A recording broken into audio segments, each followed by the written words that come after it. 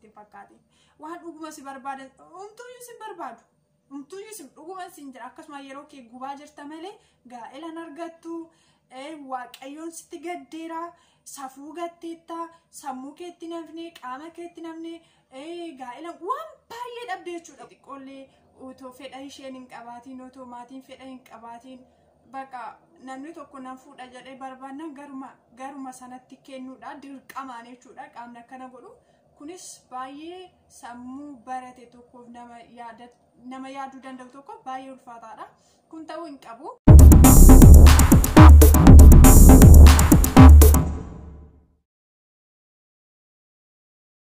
Ashamar kafuni nagaa waaqayyo isiniif haa ta'u jaallatamtootaa fi kabajamtoota hordoftoota chaanaalii kooti akkam jirtu nagaa keessanii ani baay'ee nagaa kooti galata waaqayyo haa ta'u namoonni haara gara chaanaalii kooti dhuftan like subscribe gochuudhaan maatii koo ta'a akkasumas viidiyoon asin darbu yeroo hundumaa akkasin bira ga'u yoo barbaaddan mallattoo bilbilaa yookaan immoo dawul milikitii sana tuqaati viidiyoon asin darbu yeroo hundumaa isin bira ga'a jechuudha.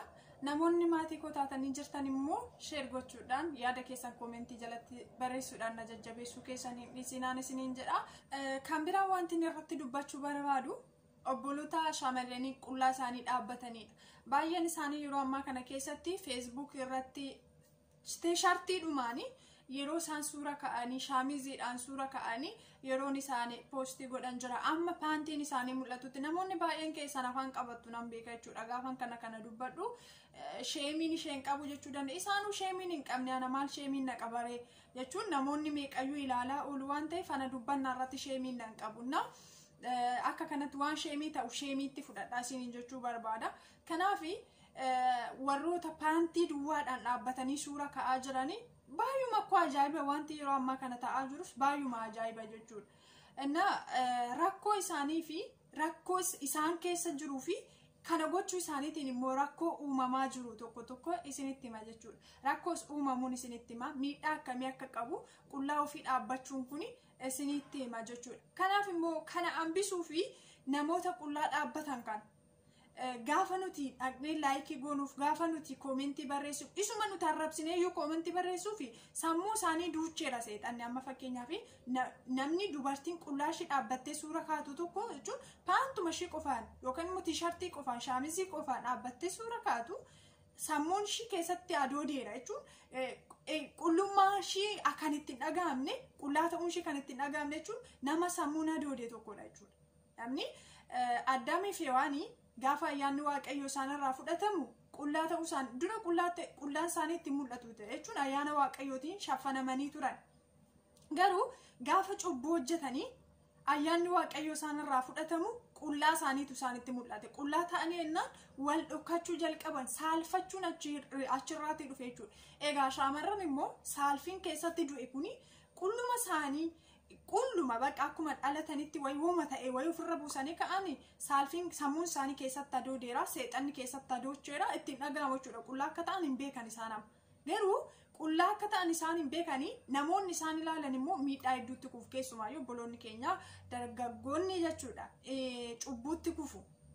Kanaaf namoota kana deeggaruu dhiisuudhaan gocha namoonni akka kanaa shamarran akka kanaa dalagaa jiran kanaa hambisuu kan nuti dandeenyu gaafa isaan poostii godhani suura isaanii yoo nuti arrabsuudhumallee dhibne amma barbaanne yoo arrabsine ikkoo isaan ittiin dhaga'amu amma jechuun qullaa ta'uu caala wanti nama saalfachiisu hin jiru qullaa ta'uu caala wanti nama qaanessu hin jiru arrabni immoo akkamitti nama qaanessaree akkamitti dhukkubaree waan barbaadan otoo jettanii ittiin dhaga'amu jechuudha warra kana. Kanaafi arrabsuus laayikis gochuu fi sheeres gochuu fi suura isaanis poostii gochuu dhiisuudhaani jarri kun laayikuma tokkotoo dhabaniiru ta'e koomentiidhuma tokkotoo dhabaniiru ta'e deebi'anii qullaa isaanii dhaabbatan deebi'anii suura akkanaan gallakkisan jechuun hin dammaqa sammuun isaanii jechuudha. Iddoo adoodee jiru sanaati dammaqeetu ka'a jechuudha gaafa laayikii tokkoof sheerii tokko dhaban.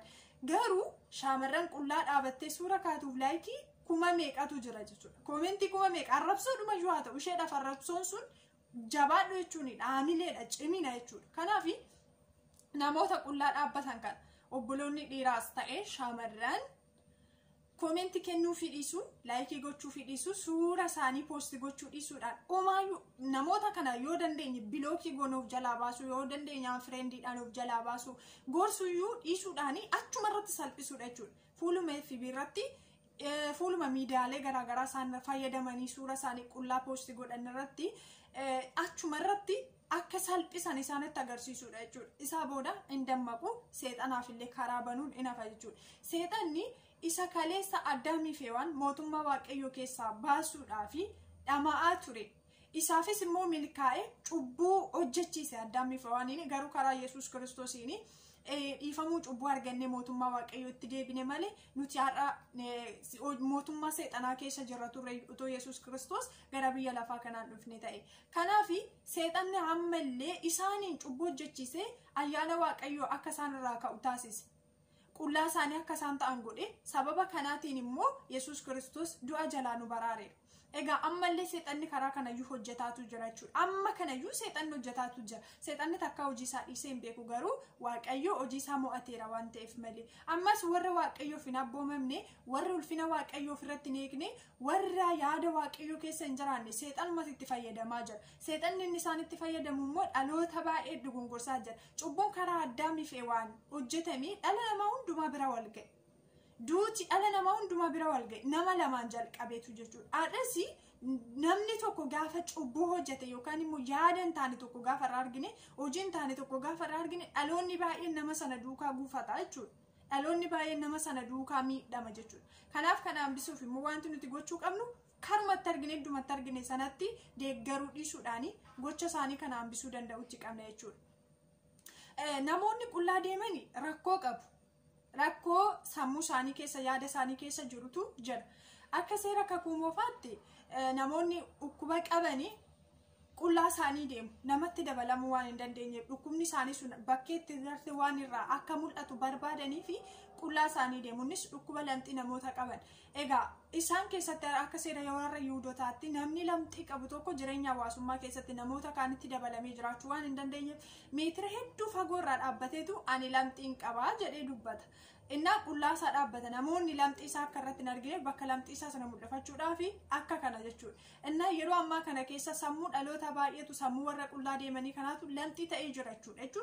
Adoo dheeraa keessatti dhukkuba qaba jechuudha. Namoota dhukkuba qabantu uffata ciccitaa uffatee deema malee namni fayyaa qabu namni nagaa uffatuma uffata qaama isaaf hin saalfata namummaa isaaf hin saalfata. Amantii kamiyyuu hordofu namni amantii kamiyyuu hordofu uumaan akka jiru beeka. Saalfiin uumamaa tokko sammuu namaa keessa jira jechuudha. Gara amantaatti finnee macaafa qulqulluu dubbifatanii waan amantii isaanii jedhu amantaadhuma kamiyyuu hordofanii isarraa ta'e utuu hin baratiin dursayyuu uumamaan saalfii wanti beekumsi tokko sammuu namaa keessa jira. Namni egaa guddatee egaa barateeyyuu beekumsa muraasa argate malee beekumsi garri caalu uumamaan sammuu namaa keessa jira jechuudha. Kanaaf namni macaafa qulqulluun dubbifanne tokkos namni amantaa biraa hordofu kitaabatti fayyadamu sana amantaa isaatiin dubbifanne tokko saalfii qaba jechuun wanta namni tokko gochuu hin qabne wanta macaafa qulqulluu kana keessatti dhorkame baay'een isaanii kan beekan jiru jechuun uumamumaan beeku jechuudha. Uumaan uumama gararraa akka jiru waan beekanii fi uumaan uumama gararraa sun immoo wanta barbaachisuuf hin barbaachisne sammuu namaa keessa kaa'ee uumeera. Inni immoo gaafa immoo amantaatti dhufanii gaafa macaafa qulqulluu dubbifatan immoo itti guddachaa deema jechuudha. Adda baafachaa deemu. So namoonni qullaa deeman kuni namoonni qaama isaanii saalfachuu hin dandeenye kuni saalfii uumamaa keessa isaaniitii ajjeeseetu seexanni isa uumaan keessa isaanii keessa kaa'e sana ajjeeseetu seexanni tooftaadhaan sammuu isaanii karaa isaatiin booji'ee jira jechuudha. Kanaaf dhukkuba dhokataa seexanni keessa isaanii kaa'ee qabu jechuudha. Seexanatu isaan hoogganaa jira, seexanatu isaan bitee jira waan ta'eef namoonni kun kanaaf qullaa isaanii ba'anii dhaabbatu jechuudha. Keessumatti iyyuu ijoolleen immoo pheenxeen yookaan immoo pirootestaantii warri amantoonni wangeelaa jechuudha. Adaraa isinitti haa ta'u. Karaa keessaniin wangeelli salphifamaa jira. Karaa keessaniin wangeelli arrabsamaa jira. Karaa keessaniin dheekkamsi Waaqayyoo nutti dhufaa jira. Qullaa keessaniin deemina. Faarfannaan akkasiin qullaa keessan dhaabbattanii ittiin sirbitaniif sirbuu dandeessu. Sirbuu dandeessu jammar qullaa dhaabbattanii faarfattaniidhaaf sirbitaniidhaafis tokkuma. Qullaa keessan dhaabbatanii gaafa faarfattanii fi gaafa sirbitan tokkuma. Lachuuyyuu ulfina Waaqayyoon faarfannaan Waaqayyoon ittiin galateeffachuu Waaqayyoon ittiin ulfeessuudhaaf malee faarfannaa hiika faarfannaa bara keessumattiyyuu warri TikTok irras baatanii ittiin akka sirbaatti lakkooftanii ittiin achirraa of agarsiisaa wixaxxirroof gootanii qullaa keessan dhaabbatanii achi garagaltanii as garagaltanii qaama keessan namatti agarsiisaa olii gaggogodhatanii hiika faarfannaa bara faarfannaan ittiin kan waaqayyo ulfeeffamuudha faarfannaan ittiin kan waaqayyoof galata galchanidha malee kana qaama ofii sheeppii ofii ittiin agarsiifatanii miti jechuudha.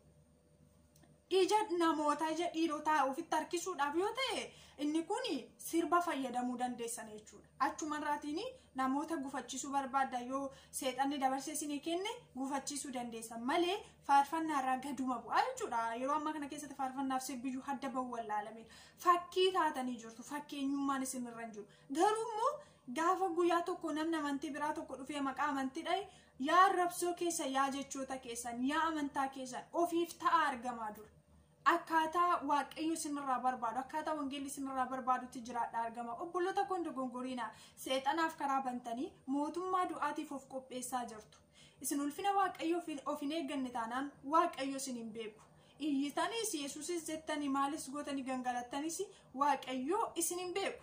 Ulfina waaqayyoof amma isin of hin eeggannetti waaqayyo isiniif of eeggachuu hin danda'u. Waaqayyo waaqa inaaffaati. Ulfina isaaf maqaa isaa fi inni naaffa. Kanaaf adaraa keessan of eeggadhaa. Inni lammaffaani namoonni qullaa deemanii namoota cubbuu hojjetanidha. Egaa Addaamii fi Hewaan yeroo cubbuu hojjetanii waan waaqayyo isaan abboome sana gaafa cabsanii argaman qullaa ta'an bakka qullaa dhaabbatan. Argitanii namni cubbuu hojjete tokko qullaa dhaabbata. Cubbuu hojjettee sababa cubbuu keetiitiin qullaa of dhaabuu yoo barbaadde namoota kan biraaf immoo of duukaa gufachiisuu yoo barbaadde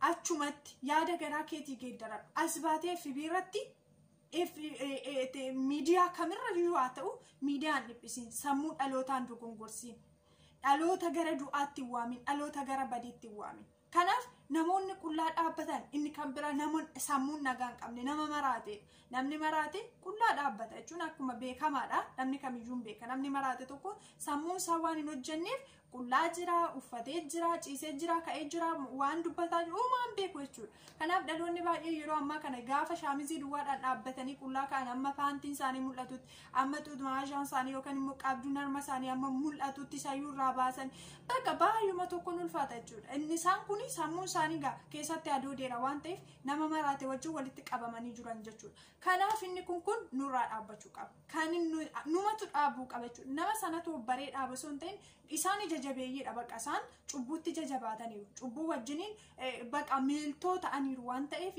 uumaatti hin fakkaatu. Isaan yoo deebi'an yoo sammuu argatanii deebi'an waaqayyo isaan haa deebisuudha. In taane yoo ta'e garuu namoota kanaaf deeggarsa hin godhina.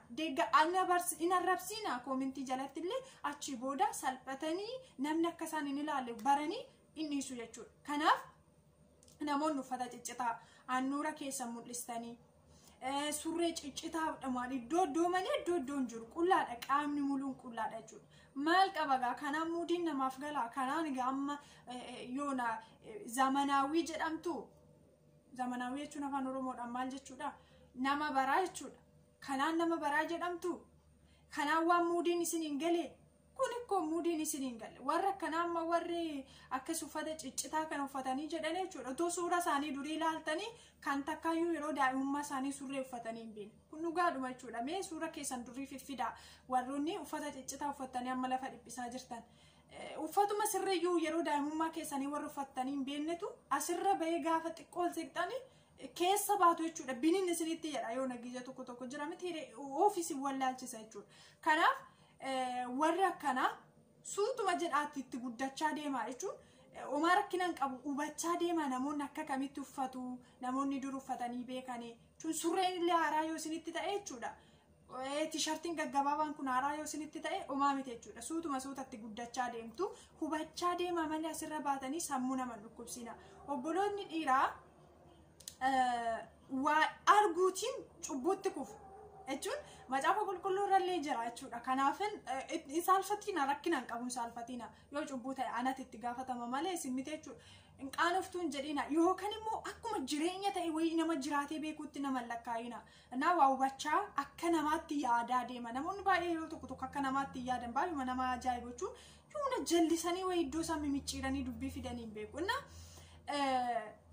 waa arguudhaani ijji isaanii gaafa argu yoonas miira keessa galu jechuudha hin gufatu jechuudha ija isaaniitiin ilaaluudhaani dhiironni hin gufatu kanaaf dhiirota obboloota keessan dhiiraa gufachiiftanii mootummaa du'aatti hin galchiina gaafa xiqullaa kee dhaabbattu cubbuutti kufachuudha cubbuutti kufu kanaaf of dhoksaa jechuun of qabaa yoo of qaban ulfina ofii irratti yoo eegan bareeda namoonni qullaa dhaabbatan tokko gaafa dhiironni tokko hay jedhanii gaa hay baay'ata mitiire baqa muudiin galee fi namni haasaadhaatti tola inna baqa waan namni hundumtuu isaan jaallatu baqa nam dhiiruu hundumtuu isaan barbaade omtuu sin barbaadu warri dhiiraas moo hin gowwoomina dhugaan isiniin jedha namoota akkana wajjin haasoftanii isiniyyuu hin gootan kana nan beeka namoota akkana wajjin haasoftanii gaala wajjin dhaabbadha jettanii yaadina hin miidhamtu borutti miidhamtu waan ta'eef jechuudha jechuun gorsa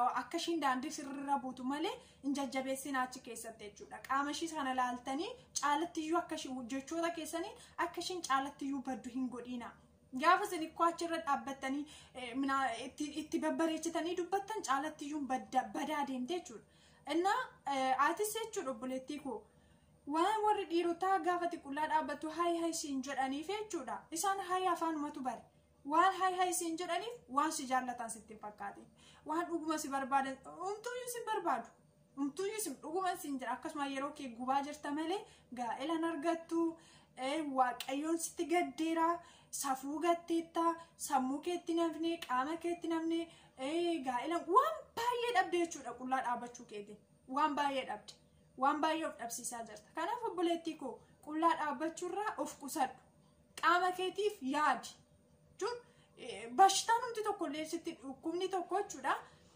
dhufuu danda'an beekamu namoota qullaa deeman kana qaamni isaanii iddoon dhokachuu qabu mul'atu kuni dhukkubni tokko dhufuu danda'a jechuun isin miidhuudha jechuun namoota qullaa deemaniif maal beenna waaqayyo waan godhuun beennu waan ta'eef jechuudha kanaaf adaraa keessan warri qullaa dhaabbattan kuni mee seeruma eegaa homaa rakkinaan qabu uffatuma nagaa uffadhaa keessumattuu ijoolleen pirootestaantiin adaraa isinitti taa'u fakkii taaneen argamnu mootummaa seexanaatii fi karaan qopheessinuu fi uffata gaarii uffadhaa uffata ciccitaa dhiisaa namoota uffata ciccitaa numtiyyuu amma immoo akkoo ciccitaa numtillee akkoo akka qaba garuu qulluma kan dhaabbatan akkanatti jiran jechuudha kanaaf isaan kanarraafti of eeggadhaa obboloonni koo dargaggoonni warra dubartoota qullaa dhaabbatanirraa of eeggadhaa tokkoffaa mootummaa seexanaatiif isin qopheessaa jiru isin gaafa isaan ilaaltanii gufattanii mootummaa seexanaatti galaa jirtu sagalee waaqayyoo awwuniyyuu cubbuudha jedha waan ta'eef ija keessaniin ilaaltanii gaafa hawwitan cubbuutti kuftaniitu isin waan ta'eef adaraa keessanii irraa of eeggadhaa du'aaf isin qopheessaa jiru waan ta'eef shaamarran akkanaa du'aaf isin qopheessu isin jala kaattanii dhuguma waan muudiin isaaniif gale isinitti fakkaate waan meeqa jechaa jirtu argaatuma oolla waan ta'eef adaraa keessan jechuudha shaamarroota akkanaarraa of eeggadhaa shaamarran akkanaas immoo sammuu keessanitti deebi'a namummaatti deebi'a adaraa isinitti haa ta'u warri kaanis hin deeggarinaa isiniin jedha viidiyoo kanarraati waan baay'ee akka barattan abdiin qaba